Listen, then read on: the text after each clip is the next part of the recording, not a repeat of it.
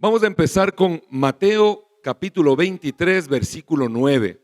El tema de hoy pues se llama paternidad celestial, nuestro Padre Dios. Que nosotros, dando gracias al Padre, no tenemos problema mucho en esto porque siempre lo hemos llamado Padre. Cuando recién yo fui cristiano, pues le decía Papá Dios, todavía le digo Papá Dios. Ahora le decimos Padre, Padre bueno, Papito, y está bien, porque le decimos así con respeto, le decimos con honra. En Mateo 23, capítulo 23, versículo 9, dice el Señor Jesús lo siguiente. Estas son palabras del Señor Jesucristo. Y no llaméis Padre vuestro a nadie en la tierra, porque uno es vuestro Padre, el que está en los cielos. Vamos a repetirle, ¿ya? Y no llaméis Padre vuestro a nadie en la tierra, porque uno es vuestro Padre, el que está en los cielos. Y esto es complicado, no significa que la Samantha no le va a decir papá a Francisco, no es eso. Si ustedes se van un poquito arriba, si tienen la versión Reina Valera, van a leer el título. El título dice, Jesús acusa a escribas y fariseos. La Biblia originalmente no tiene títulos, ¿no? Los títulos fueron ingresados más adelante, precisamente pues para facilitar nuestro estudio, para facilitar nuestra lectura. Pero este pasaje, esta conversación que el Señor Jesús tiene con sus discípulos y con la multitud que está cerca, es supremamente importante para el día de hoy, que es Día del Padre, justamente por eso, porque no debemos llamar Padre a nadie, sino solamente a Dios. Bueno, y a nuestro papá, ¿cierto? A mi papá Jacinto, que ya no le puedo llamar porque ya murió, ya hace, ¿qué? 18, 20 años. ¡Qué bestia! Hace 20 años murió mi papito, pensé que eran 17. Entonces, pues ya no lo puedo llamar. Pero los que tienen su papá vivo todavía, obviamente pueden llamarle papá, pueden llamarle padre, y está bien, porque es su padre, está bien. Pero aquí el pasaje de Mateo capítulo 23, el Señor Jesús está hablando con los discípulos en un contexto religioso. Los escribas y los fariseos tenían una situación interesante. Quiero que le copie bien este asunto. Escuchen.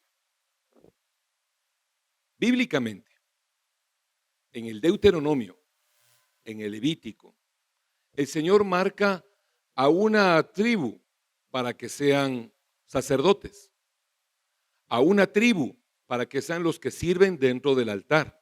Y esa es la tribu de Leví. Y los que nacen en la tribu de Leví se llaman levitas, no leviatanes, levitas. Son los levitas. Los levitas son los que sirven en el templo. ¿Estamos bien? El Señor desarrolló toda la historia de Israel y llegó el tiempo del cautiverio. Y entonces fue llevado todo Israel fue llevado cautivo a Babilonia, y otros fueron llevados a Persia, y otros fueron llevados un poquito más allá. Específicamente la tribu de Judá y la tribu de Efraín,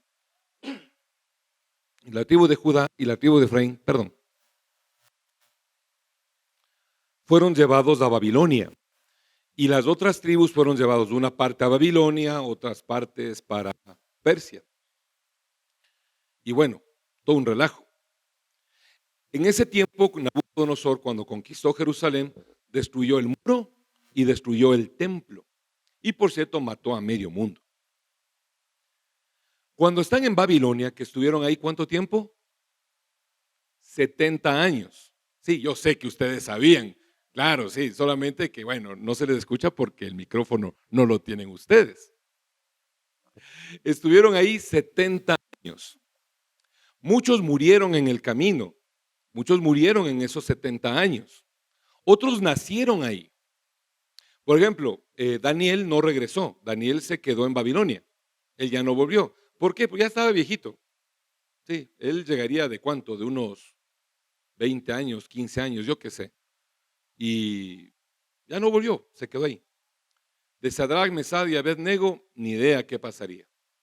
Regresó Nehemías, regresó Esdras, Pero hay una situación interesante. Esdras y Nehemías, ellos no conocieron Jerusalén. Ellos nacieron en Babilonia. Ellos nacieron en el cautiverio. Cuando ellos vuelven, empiezan a reconstruir el templo, perdón, el muro, y luego reconstruyen el templo. Y se encuentran las escrituras, encuentran la ley.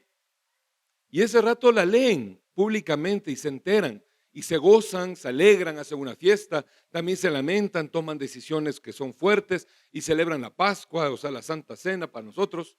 Y todo bien, ¿no es cierto? Pero había faltante de alguien. Resulta que no había los levitas y no había sumo sacerdote. Y entonces empezaron a hacer un estudio para ver quién era y empezaron a revisar las cédulas, no había cédulas, pero los registros de la gente. Oye, ¿quién fue tu papá? Y el papá de tu papá, y el papá de tu papá de tu papá, para ir más o menos viendo la genealogía, hasta que encontraron a Josué. Josué era de la tribu de Leví, el hombre era descendiente de Aarón y a él lo nombraron sumo sacerdote. ¿No es cierto? Lindo. Ya hubo sumo sacerdote de nuevo, ya hubo nuevamente los sacrificios en el templo. De hecho, Caifás, Anás y Caifás, que hicieron el complot para matar al Señor Jesús, ellos son descendientes de Aarón, son de la tribu de Leví. ¿Sí? Téngale cuenta. Y está bien, porque el sumo sacerdote tenía que presentar el sacrificio por el pecado. Y el sumo sacerdote era Caifás. ¿Y cuál fue el sacrificio que Caifás entregó? A Jesús. ¿Que Caifás era mala gente? Sí, claro. Sí, era mala gente. Pero tenía que hacerlo. Tenía que hacerlo porque era parte de su responsabilidad. En el plan del Señor, el que entrega el cordero para el sacrificio es el sumo sacerdote. Y el sumo sacerdote de ese año era Caifás. Y el cordero era Jesús.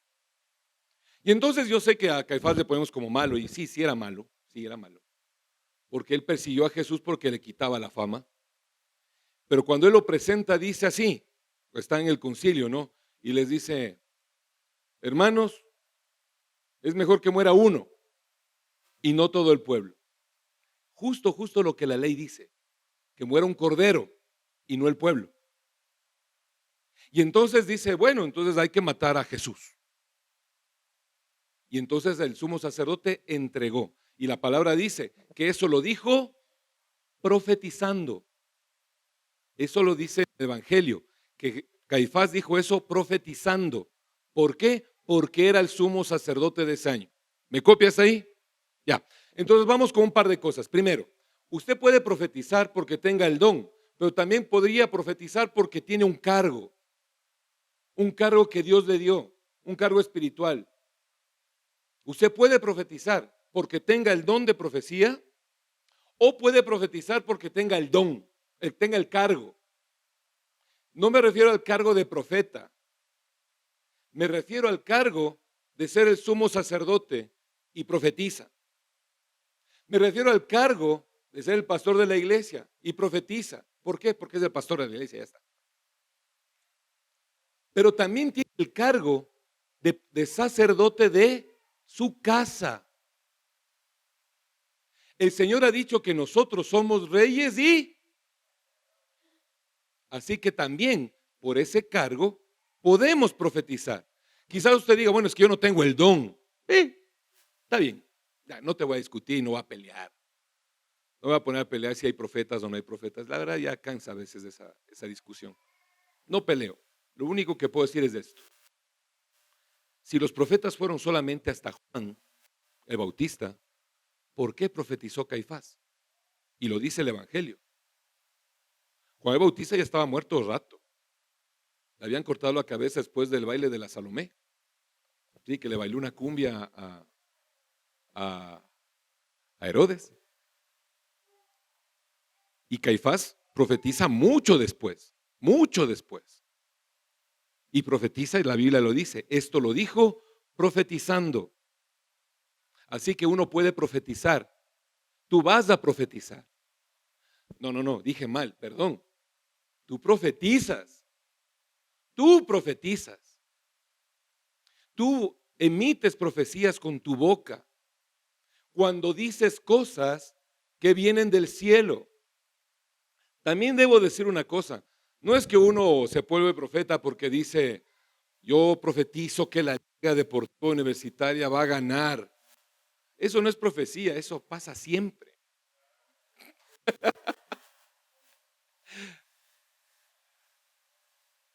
El Aucas también gana. Eso no es profecía, no, no, no. Eso es adivinación. Yo te profetizo que mañana, cuando llueva, tú no te vas a mojar. Eso no es profecía. Eso es un buen deseo. La profecía viene de Dios. Viene de allá arriba y sale por esta boquita. Tóquese la boquita, así, ya, por ahí sale. Ahora haga como diría mi mamita, así. Y diga, no hables tonteras. Porque la idea es que la profecía venga del Señor. Caifás profetizó. ¿Y qué profetizó? Algo que Dios le mandó a decir. Que uno debe morir por todo el pueblo. Y murió Jesús. ¿Fue profeta o no fue profeta? Fue profeta. Ya estuvo. ¿Pero por qué fue profeta? ¿Porque le acertó a lo que iba a pasar? No. Fue profeta porque dijo palabras del Señor. Entonces, usted, hermano, que se encuentra acá, profetice. ¿Qué cosas? Palabras del Señor. Si usted está orando por una persona y de pronto siente en el corazón que debe decirle algo bonito, el Espíritu Santo a veces hace eso, que usted siente así como ganas de decirle una bendición al hermano o a la hermana, dígaselo, pero dígaselo con palabra de Dios. Si le ve preocupado, profetícele al hijo y dígale al hijo así. ¿Dónde está mi hijo? Bueno, pues atrás está. Dígale al hijo, yo te profetizo que tú no vas a mendigar pan nunca. Yo te profetizo que serás poderoso sobre la tierra. Yo te profetizo que el Eterno va a estar a tu lado siempre y que Él va a caminar junto a ti todos los días de tu vida. Y ese no es un buen deseo. Eso está en la Biblia. Porque yo no he visto justo desamparado ni su descendencia que mendigue pan. Así que tú eres mi hija, nunca vas a mendigar pan. Tú eres mi hijo, nunca vas a mendigar pan. Y no porque sean buenazos, sino porque la Biblia dice, no he visto justo desamparado ni su descendencia que mendigue pan. Y sé que yo he sido justificado, soy justo por la sangre de Jesús, no porque yo sea bueno, por la sangre de Jesús. Entonces puedo profetizar aquello. ¿Me copia? Así que profetice. Listo. Ahora devolvámonos al tema. Caifás profetizó porque tenía el cargo de sumo sacerdote. Así que el Señor te encarga algo para que por ese encargo pase algo. El Señor te usa. El Señor te utiliza para bendecir. El Señor te usa para que a través de tu boca, a través de tus actos, algo salga bien de parte del Señor para alguien. ¿Me va copiando? Algo salga bien para alguien. El Señor te va a usar a ti, papá, mamá, para que críes hijos. Si usted se devolvería en la Biblia al Génesis, capítulo 1, capítulo 2, no le busques, capítulo 2, usted se va a encontrar con el primer gran mandamiento.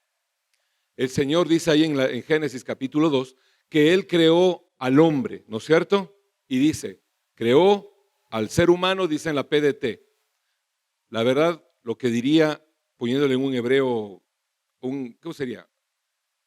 Spanglish es cuando es español-inglés. ¿Cómo sería un hebreo-español? Lo que sea. Diría más o menos así. Y Dios creó a Adán. Ish e Isha los creó. Así sería más o menos. Es decir, Dios creó al ser humano, varón y hembra los creó. Y los bendijo Dios, y ahí viene el primer mandamiento. Y los bendijo Dios, y les dijo, llenen la tierra, multiplíquense, fructifiquen y sojuzguen la tierra. ¿Cómo se llena la tierra? Teniendo guaguas. ¿Cómo se llena la tierra? Juntándose el papá y la mamá, haciendo algo muy divertido, por cierto. Y teniendo hijos. Y si no sale en la primera, bueno, hay que seguir intentando, para eso estamos. El mandamiento del Señor es llenar la tierra, tener hijos. Tener hijos.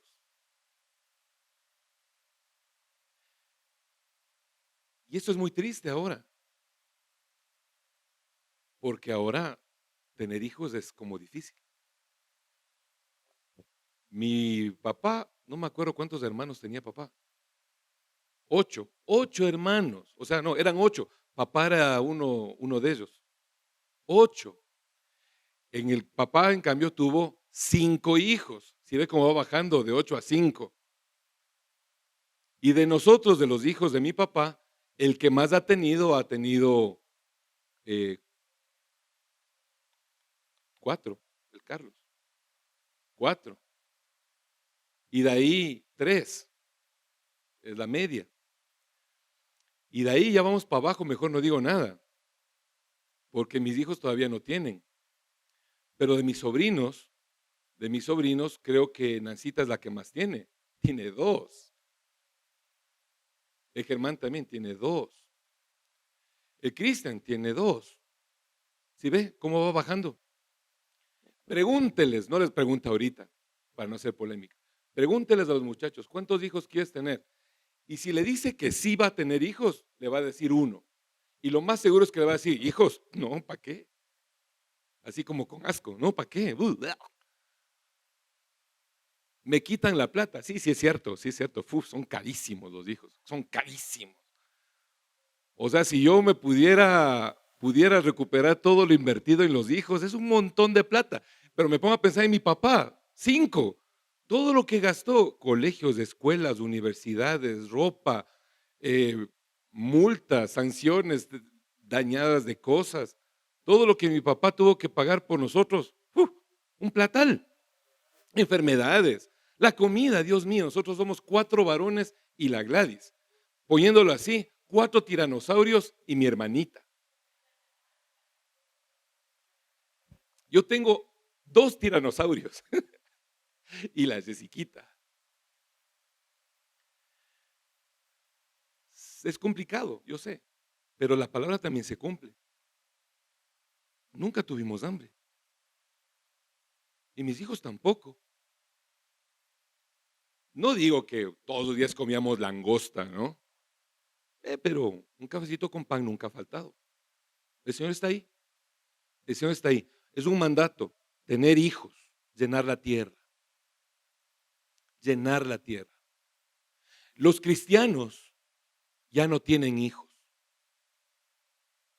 Los cristianos a nivel mundial, las estadísticas que se toman, hay un grupo cristiano muy importante, se llama Barna Group. Y el grupo Barna hacen estadísticas. Barna, sí, B-A-R-N-A, Barna. Es un grupo cristiano que hace estadísticas, hace estudios de todo. Y sacaron un estudio de natalidad del cristianismo. Y el porcentaje de natalidad del cristianismo es 1,33 por pareja. Es decir, que ni siquiera nos reemplazamos. A ver, nosotros, mi Martita y yo somos 2 y tuvimos 3 hijos. Nos morimos la Martita y yo, ¿cuántos quedan? Quedan 3. Nos reemplazamos y dejamos unita más. Se cumple el mandamiento. Pero si tú te casas y son 2, y si te mueres y tienes un hijo, ya tienes 3. Te mueres tú y tu esposa, queda 1. No te reemplazas. Va para abajo. El cristianismo está así. Y no por falta de evangelismo. Es porque los cristianos no tienen hijos. Mientras que otras religiones, por ejemplo el Islam, el promedio de nacimiento de los musulmanes es de 7 hijos por pareja, mínimo. Esto ha llevado a varias cosas. Por ejemplo, Alemania Alemania, de donde sale montones de teologías, o salió montones de teologías, de donde salió el protestantismo, o sea, nosotros, ya no es cristiana, ahora es musulmana. Francia ya no es ni católica, ahí donde estaba la Basílica de Notre Dame, o estaba pues hasta que se quemó, ya no son cristianos, ya no son ni católicos, son musulmanes. Inglaterra está ya casi que no hay cristianos, porque los cristianos que hay encima son chimbos, no tienen hijos, entonces ¿quién queda? Eso en Europa. Ahora en Latinoamérica es otra vuelta parecida. En Estados Unidos va por lo mismo. Ahora, claro, yo no puedo meditar en mi cabeza, no encuentro una razón por la cual una mujer ecuatoriana quisiera hacerse musulmana. La verdad, no cacho. Una mujer ecuatoriana que le gusta andar con el pelo largo, el pelo suelto, maquillarse, salir con zapatos de taco, tener amigas, que se haga musulmana, no le entiendo. Cambiar esa vida por una cosa que es totalmente distinta, no entiendo, pero pasa. Ahora, yo quiero que se den cuenta cómo va. Y esto lo pongo por dos situaciones. La primera es para felicitarles a los padres, a los papitos que están aquí. Papá y mamá, pero más el día de hoy a los papás, porque tienen hijos y fueron valientes. Fueron valientes porque primero fueron responsables de lo que hicieron. No voy a preguntar si fue papá antes de casarse o después, ahorita nos da lo mismo. Lo que sí sé es que si usted es papá y está aquí buscando al Señor el domingo para adorarlo, es porque usted fue valiente para afrontar su familia. Si usted está aquí, papá, con sus hijos, aunque sea uno, es porque usted fue valiente, no solamente para ser papá y afrontar su responsabilidad, sino también para enseñarle que esto, la vida cristiana, el adorar a Dios, es lo único importante en esta vida y lo demás viene añadido. Así que le felicito por eso, está cumpliendo el primer mandato del Señor, llenar la tierra, dar fruto, eso es tener hijos. Y lo segundo que le felicito es porque tiene este cargo de ser papá. El cargo de ser padre de una casa, el ser padre de un hogar, que no es poca cosa, es algo fuerte, es algo difícil, y no exactamente por el trabajo, sino por la carga espiritual que esto le acompaña. La palabra del Señor dice, a través del apóstol Pablo, que el varón es cabeza de la mujer. Vamos bien. Así como Cristo es cabeza de la iglesia. Todavía vamos bien. Entonces uno ya dice, oirás, soy tu cabeza. Oirás, peinarásme bonito. Harásme algo rico hoy día. También dice que el varón tiene que entregarse por su mujer, así como Cristo se entregó por la iglesia. La carga espiritual no es poca. Nos toca morir por nuestra casa. Nos toca morir por nuestra esposa. Y el morir no es metafórico, por cierto, es en serio. Es verdad, toca morir. Y yo a los que conozco de acá, sé que lo hacen. Sé que si suena algo en la casa, un crack a las 2 de la mañana, yo sé que usted se levanta, varón, y va a ver qué es. ¿Y a qué se está arriesgando? A morir. Claro que por ahí habrá uno que diga, mi amor, a la hija, mija, anda a ver qué suena. No, ustedes no, yo sé que ustedes no, son valientes. Pero también tienen esta carga espiritual de que ustedes son el representante de Cristo en su casa. Nosotros, varones, que somos padres, somos representantes de Cristo en nuestra casa. Y nuestros hijos llegan a entender quién es Cristo a través de nosotros. Y nuestros hijos llegan a entender quién es Dios a través de nosotros. En la palabra del Señor dice aquí, no llames Padre a nadie, sino solamente al Padre de los cielos. Y esta es la razón. Los fariseos y los escribas, cuando volvieron de Babilonia, aparecieron recién ahí, porque había pocos levitas. Y entonces ellos dijeron, tocó llenar el puestito. La gente necesita que se le dé la ley. Y ellos tomaron el cargo.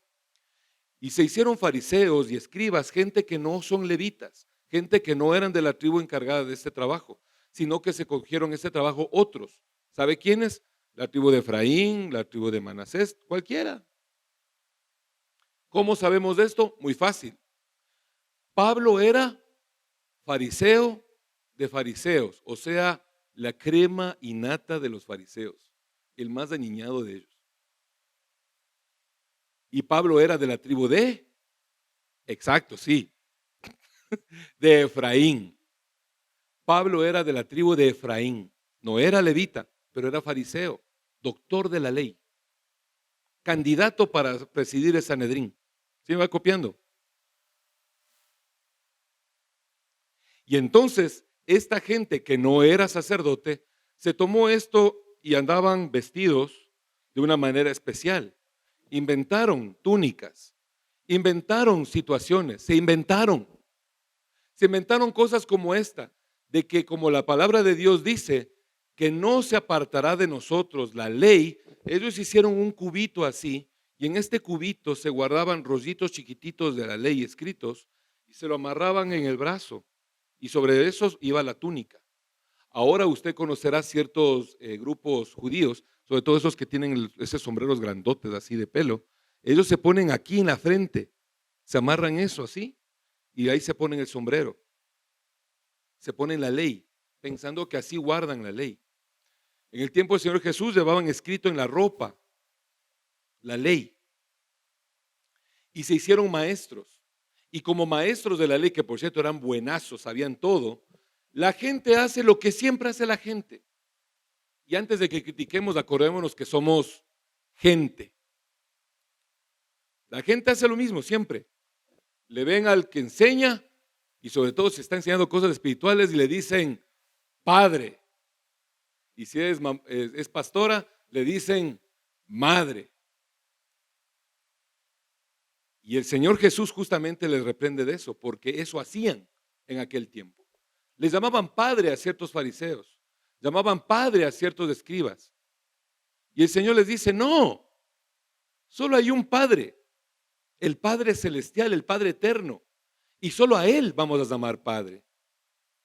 Es decir, y yo agradezco, la verdad yo agradezco mucho en esta congregación, creo que solo una vez tocó enseñar a decir, yo no soy papá, yo no soy su padre, yo soy su pastor.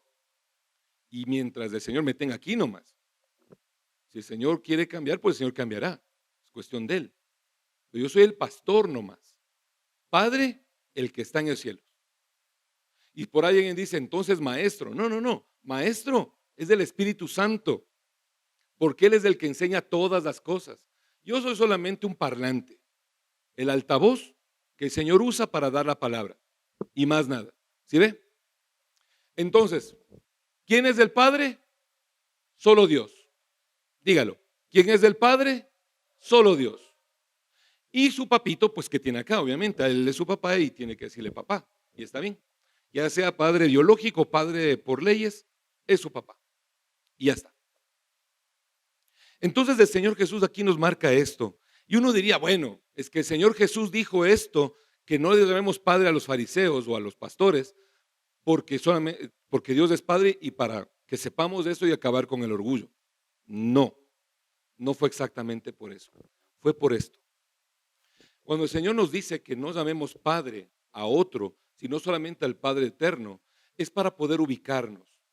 ¿Saben? Cuando Adán se comió la chirimoya que le dio Eva, o guanábana, la fruta que a usted más le guste, eso ha de ser.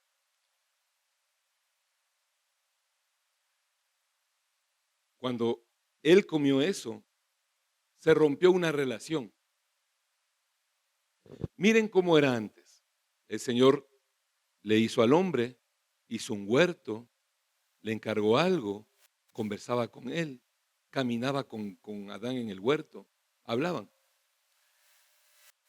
El Señor le pone a la mujer, no sé cuánto tiempo pasaría, pero Eva come de aquello, le comparte al hombre, el hombre come de eso y realmente sí murió, porque el primer acto del hombre al comer se da cuenta de que está desnudo. Y cuando hablamos de desnudez no estamos hablando que estaba chiriziqui, sino de que, o sea, que no tenía ropa. Nos referimos a que la vergüenza se le notaba, la vergüenza de haber desobedecido al Padre Eterno. Y resulta que justamente esa relación se rompe, porque antes, ¿cómo hablaba Adán con el Señor? Muy bien, en una conversación muy fluida. Pero luego cuando él peca, cuando él comete esta situación, Dios le dice, Adán, ¿dónde estás? Y no es que Dios no sabía, Dios sabía dónde estaba. Pero sabía, también le vio que estaba escondido, tratando de camuflarse ahí con una hojita de higo, ¿cierto? Tapándose las pobrezas. Y el Señor le dice, ¿dónde estás? Estoy escondido porque tuve vergüenza, porque estoy desnudo. Y ahí la relación se rompió, porque ya no se tuvo la confianza con el papá. Confianza que hasta 2 días atrás sí tenía, bueno, 2 días, hace 2 minutos atrás sí tenía, porque sin ropa siempre estuvo. Y ahora se tapa con una hoja y le da vergüenza. Se rompió la relación de papá. Ahora yo le quiero a usted que llevarle a entender esta situación. El Señor Jesús vino por una situación. Vino para darnos a conocer al Padre. Acuérdense lo que dice Juan 3:16. Dice, porque de tal manera amó Dios al mundo, que ha dado a su Hijo unigénito, para que todo aquel que en Él cree no se pierda, mas tenga. Exacto. ¿Para qué vino el Señor Jesús? Para darnos vida eterna. Pero el Señor nos habla en Juan 17:3. Juan 17:3 nos dice, y esta es la vida eterna, que te conozcan a ti, el único Dios, y a Jesucristo, a quien has enviado. ¿Cuál es la vida eterna? Conocerle al Padre. Repitamos, Juan 17:3. Léalo en la pantalla. Y esta es la vida eterna, que te conozcan a ti, el Dios único, y a Jesucristo, a quien has enviado. Así que la vida eterna no es otra cosa, sino el volver a relacionarse con el Padre, como la relación debió haber sido siempre. Eso es vida eterna. Ahí tienes vida eterna. El Señor Jesús en el Evangelio de Juan dice muchas cosas. Hay un par de situaciones en las que dice, sean misericordiosos para que lleguen a ser hijos de Dios. Y nos habla mucho del llegar a ser hijo. Juan mismo empieza en Juan 1:12, que ya lo hablamos hace tiempo. Dice que más a los que le recibieron, a los que creen en su nombre, les dio la potestad de ser hechos hijos de Dios, los que no son engendrados ni de carne, ni de sangre, ni de voluntad de varón, sino de Dios. Así que empezamos del Evangelio y continuamos del Evangelio y terminamos del Evangelio con un solo propósito, de que nosotros volvamos a tener relación con el Padre, no con los representantes del Padre, no con el pastor, no con la pastora, no con el maestro, no con el que enseña, que hay que respetarlos, por supuesto. Pero Padre solo es uno y la relación con Él debe restaurarse. Yo quiero que recordemos algo, todos los que somos papás, y esto es doloroso, no vaya a llorar, yo ya lloré. Cuando el niño está así chiquito, se le cuelga a usted el cuello, papito, mamita, hablemos del papito, papito, te quiero mucho, papito lindo, y le abraza y le besa y le cuenta todo. Papi, en la tele vi esto. Papi, en el jardín pasó aquello. Papi, me gusta la profesora. Papi, ¿le quieres a mi mami? Papi esto, papi aquello, todo le cuenta. Le trae el juguete y se pone a conversar con usted y se pone a hablar con el juguetito, el niño. Todos hicimos eso también. ¿En qué momento dejó de pasar? ¿En qué momento se acabó? Cuando el Wambra creció y dejó de hablar. Y ahora toca sacar las palabras, como diría mi mamá, con tirabuzón. ¿Cómo te fue? Bien. ¿Y qué más? Nada. ¿Y qué haces? Nada. ¿Y te sientes? Bien, bien, sí. Ya. La conversación fue esa. Y no estoy hablando mal de los hijos, ¿no? Estoy hablando de mí.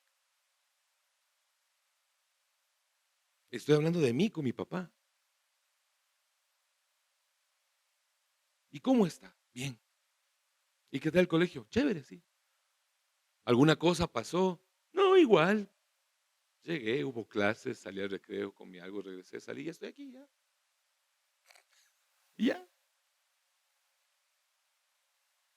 O cuando me decía, eh, acompáñeme de viaje, vámonos a Ibarra. Y yo, bestia, yo, bestia. ¿Va a ir mi mamá? No, entonces no me voy. Y no me iba. ¿Cuándo pasó eso? ¿Cuándo sucedió? Que dejamos de hablar con papá. Y la pregunta viene con el Señor igualita. ¿Cuándo dejaste de hablar con el Señor? Y la respuesta es la misma. La verdad, dejamos de hablar con nuestro papá, pues cuando pecamos. Cuando nos dio vergüenza decir lo que teníamos que decir. Cuando nos dio vergüenza de decirle a papá, sí, es que vengo fumando. Sí, es que vengo tomando.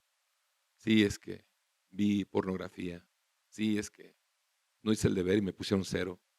Sí, es que te veo bravo y me da miedo. Sí, es que no confío en ti. ¿Y eso es pecado? Claro. La Biblia dice que hay que honrar padre y madre. Y yo pensaría que casi todos nos jalamos en esa. Y sí, es que los papás somos un relajo. Sí, sí es cierto. Somos una vaina. Me refiero a los papás varones. Las mamás son perfectas. Mamita.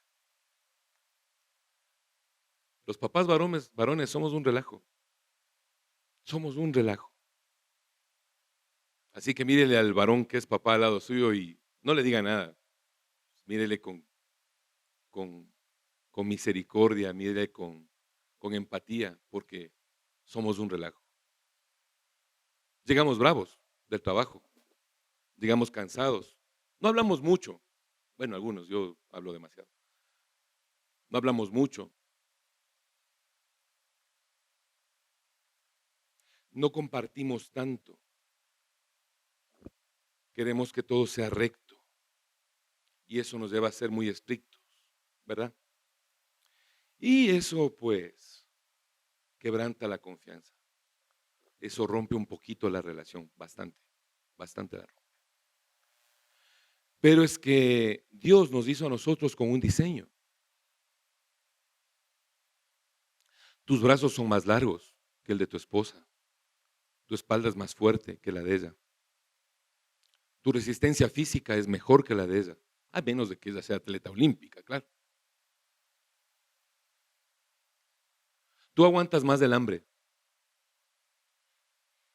El diseño que Dios nos dio justamente es porque a nosotros nos toca salir a la guerra.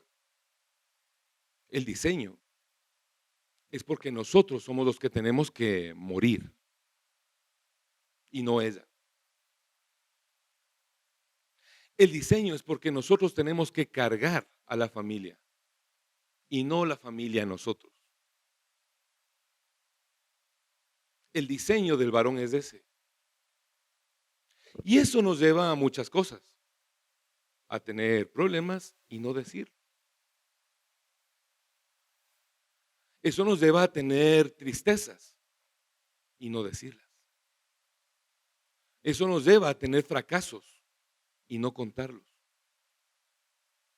Eso nos lleva a regresar a la casa después de un día fuerte de trabajo sin un peso en el bolsillo.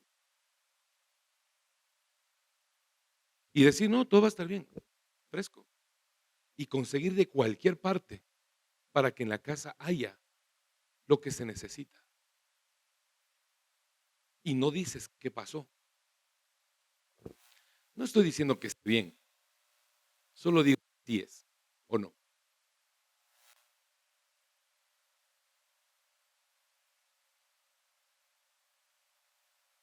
Porque los varones, los padres, sobre todo los que son cristianos y están acá, y les sigo felicitando, hacen eso. No comes tú, que coman los demás. Y te preguntan, papi, ¿ya comiste? Sí, claro, me pegué 2. Y no es cierto, estás mintiendo. Pero sabes que es así. Papi, qué rico esto, hay más. Y coges tu plato, claro, toma. Y vos, oh, no me gusta eso. Qué feo, carne apanada.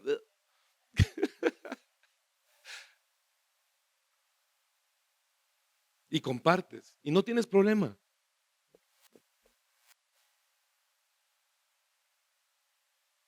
Y te quedas despierto cuando todos duermen. ¿O no? Ese es el diseño de Jesús. Así como el sumo sacerdote, por ser sumo sacerdote, aunque haya sido chimbo, profetizó. Aunque tú seas chimbo, tienes el diseño de Jesús por ser papá. Aunque seas chimbo, aunque seas lo peor, aunque te sientas malo, que por cierto, lo más seguro es que no es cierto. Tienes el diseño de Jesús. Y estás diseñado precisamente para eso, para sacrificarte. Estás diseñado para que te insulten, te traicionen, te golpeen, lleves algo pesado y aún así puedas decir en casa, yo les amo.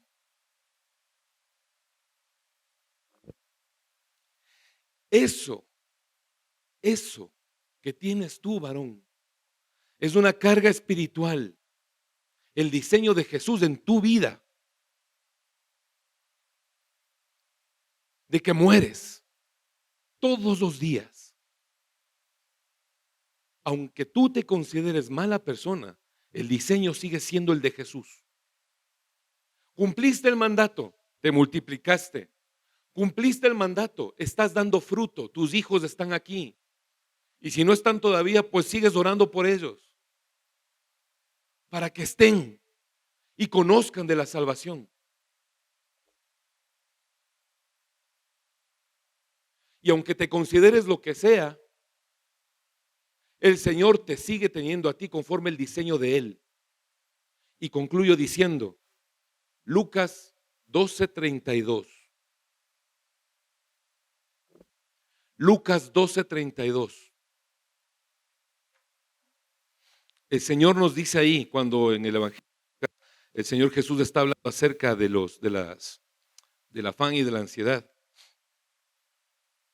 Nos habla aquí algo que es espectacular. Para los varones de este día, es para todos los que estamos acá, pero hoy quiero decirles esto a los varones, porque los varones somos eso, una manada pequeña, y aquí más pequeña todavía. Las mujeres, como en casi todas las iglesias, tienen mayoría de votos, pero no nos vamos a dejar ganar, caracho.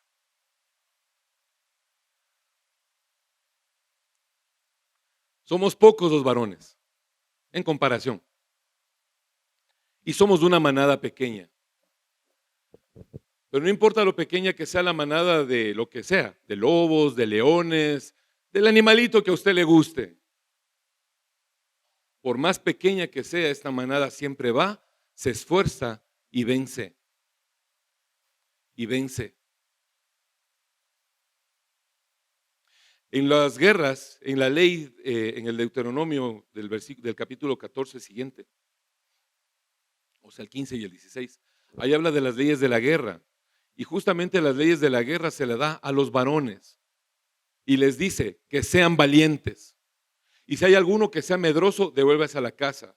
Si tiene miedito, devuélvase nomás, no pasa nada.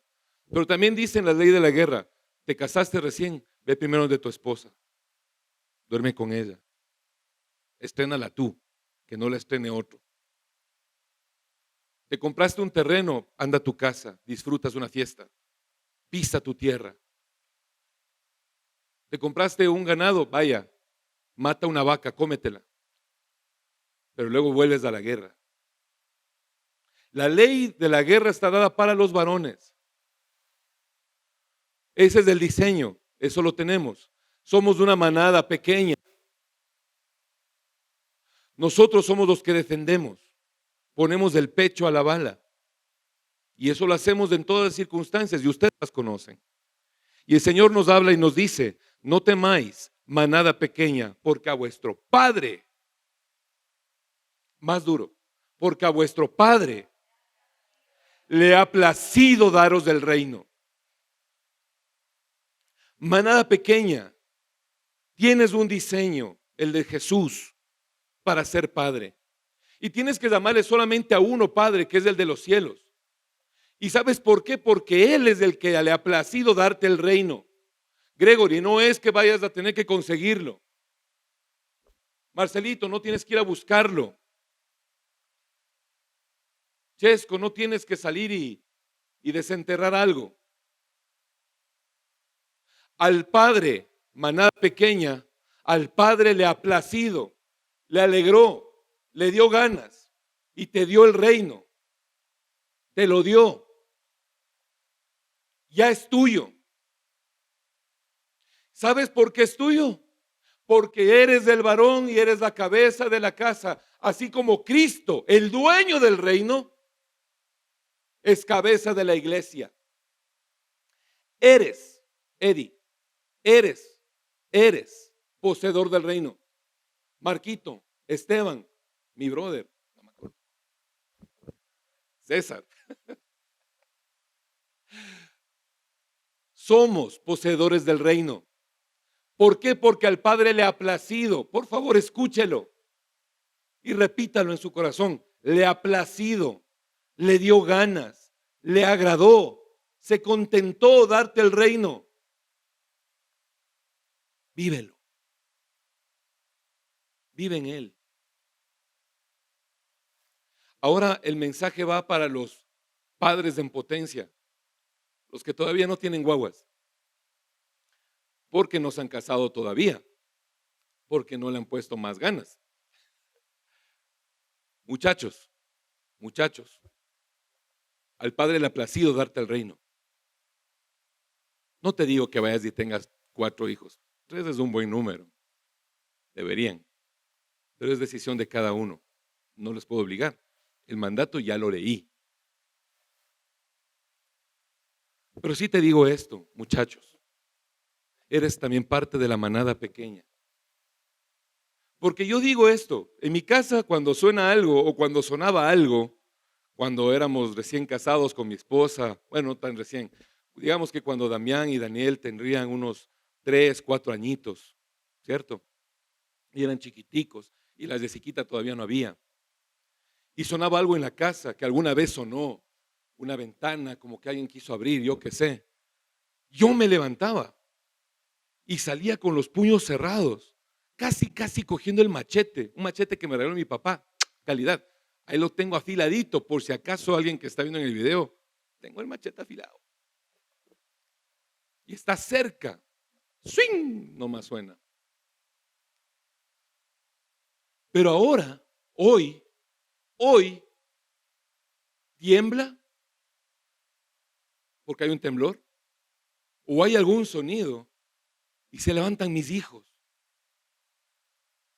que sé que también pasa contigo, porque eres un hombre y eres fuerte y el diseño está ahí.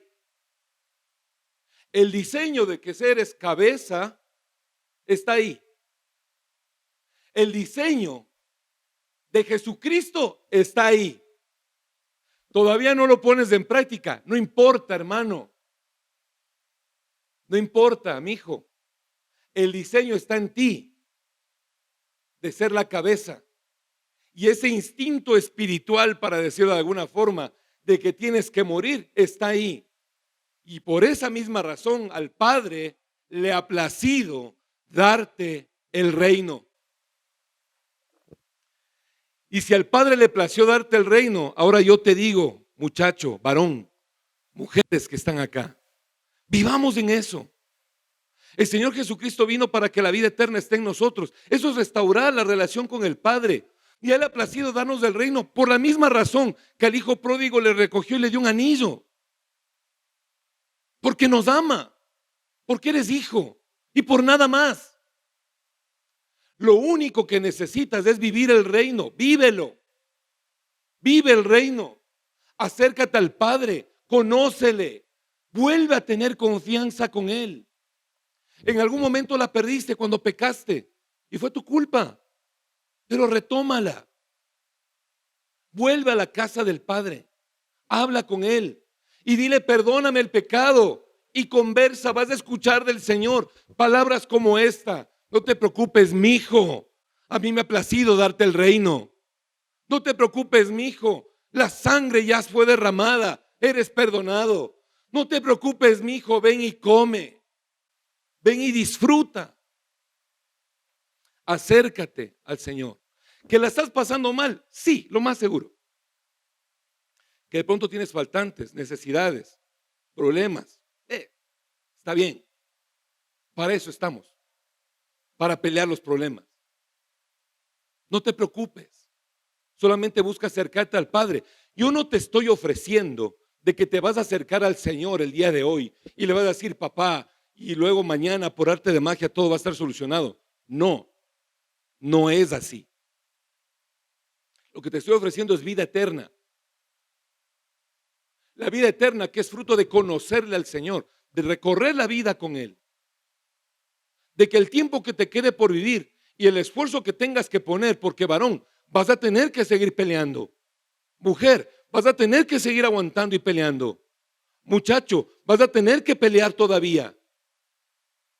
Pero ese tiempo vas a estar de la mano del Padre, de la mano de Él.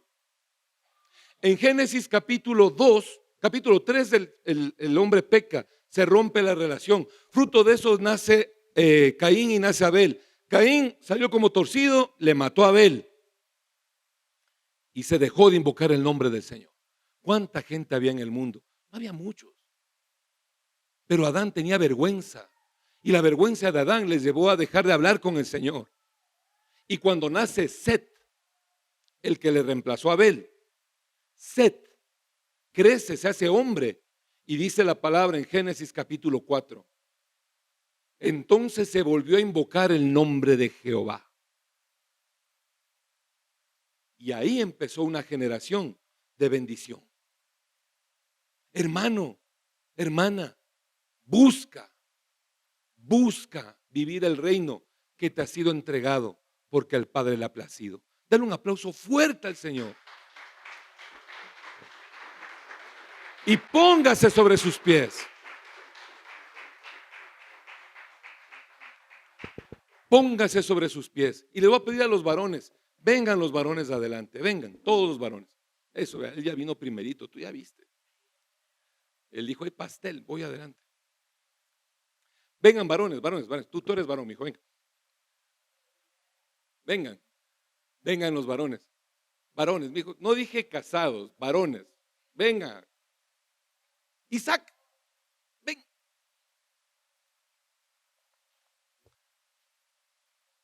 Eso, empújele. Si algún varón no quiere venir, jálele, abrácele, tráigale arrastrando. No es cierto.